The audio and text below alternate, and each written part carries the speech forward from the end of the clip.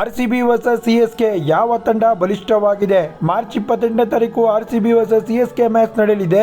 RCB ಬಲಿಷ್ಠವಾಗಿದೆಯಾ, CSK ಬಲಿಷ್ಠವಾಗಿದೆಯಾ? Batting, bowling, fielding ಯಾರು ಸ್ಟ್ರಾಂಗ್ ಆಗಿದ್ದಾರೆ ನಾನು ನಿಮಗೆ ತಿಳಿಸ್ಕೊಡ್ತೀನಿ ಬನ್ನಿ.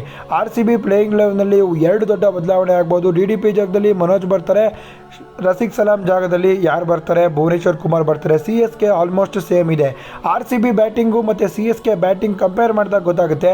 ಆರ್ಸಿಬಿ ಬ್ಯಾಟಿಂಗ್ ಲೈನಪ್ಪು ಬಲಿಷ್ಠವಾಗಿ ಸ್ಟ್ರಾಂಗ್ ಆಗಿದೆ. ಆರ್ಸಿಬಿ ಬೌಲಿಂಗು ಕೂಡ ಸಕ್ಕತ್ತಾಗಿದೆ. ಫಾಸ್ಟ್ ಬೌಲಿಂಗ್ ಡಿಪಾರ್ಟ್ಮೆಂಟ್ ಅಂತೂ ಸೂಪರ್ ಆಗಿದೆ.